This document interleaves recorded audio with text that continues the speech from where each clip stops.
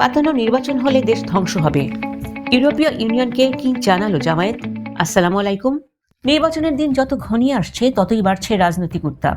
আজ সকালে রাজধানীর মগবাজারে জামায়াতে ইসলামীর আমিরের রাজনৈতিক কার্যালয়ে পা রাখেন ইউরোপীয় ইউনিয়নের প্রতিনিধি দল। রুদ্ধদ্বার এই বৈঠকে বর্তমান রাজনৈতিক পরিস্থিতি ও আগামী নির্বাচন নিয়ে হয়েছে দীর্ঘ আলোচনা। বৈঠক শেষে জামায়াতের নায়েবে আমির ডাক্তার সৈয়দ আবদুল্লাহ মোহাম্মদ তাহের সরকারের উদ্দেশ্যে দিয়েছেন এক চরম হুঁশিয়ারি। কি আলোচনা হলো ইইউ প্রতিনিধিদের সাথে, আর কেনই বা তিনি দেশ ধ্বংসের আশঙ্কা করছেন? বিস্তারিত থাকছে প্রতিবেদনে।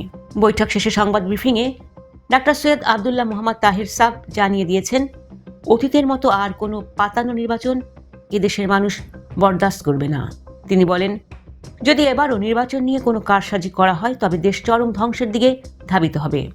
ইউরোপীয় ইউনিয়নের প্রতিনিধিদের কাছে জামায়াত দেশের বর্তমান নির্বাচনী পরিবেশ এবং প্রশাসনের ভূমিকা নিয়ে তাদের উদ্বেগের কথা তুলে ধরেছে।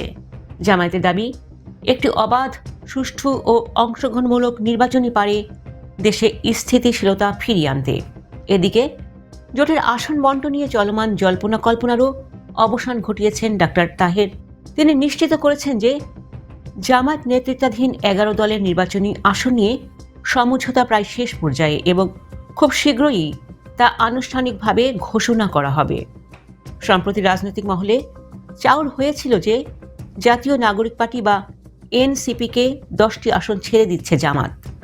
এই তথ্যকে সম্পূর্ণ কাল্পনিক ও ভিত্তিহীন বলে উড়িয়ে দিয়েছেন তিনি। তার মতে কোন একটি পক্ষ বিভ্রান্তি ছড়াতেই এমন গুজব রটাচ্ছে। ভবিষ্যৎ পরিকল্পনা নিয়ে ডাক্তার তাহের এক বড় চমক দিয়েছেন। তিনি ঘোষণা করেছেন, জামায়াত ইসলামী যদি ক্ষমতায় যায় তবে তারা এককভাবে নয়, বরং সব রাজনৈতিক দলের সাথে সমন্বয় করে একটি জাতীয় ঐক্যের সরকার গঠন করবে। দেশ গঠনে কোনো বিশেষ দলের একক প্রাধান্য নয়, বরং সবার অংশগ্রহণ নিশ্চিত করাই তাদের লক্ষ্য। বৈঠকে ইইউর প্রতিনিধিরা নির্বাচনের স্বচ্ছতা ও নিরপেক্ষতা নিয়ে জামায়াতের পরিকল্পনাগুলো গুরুত্বের সাথে শুনেছেন। ডাক্তার তাহেরের এই পাতানো নির্বাচন ও দেশ ধ্বংসের হুঁশিয়ারি কি নির্বাচন কমিশন ও সরকারের উপর চাপ সৃষ্টি করবে? আপনি কি মনে করেন 11 দলের সমঝোতা নির্বাচনে বড় কোনো পরিবর্তন আনতে পারবে? আপনার মতামত কমেন্টে জানান।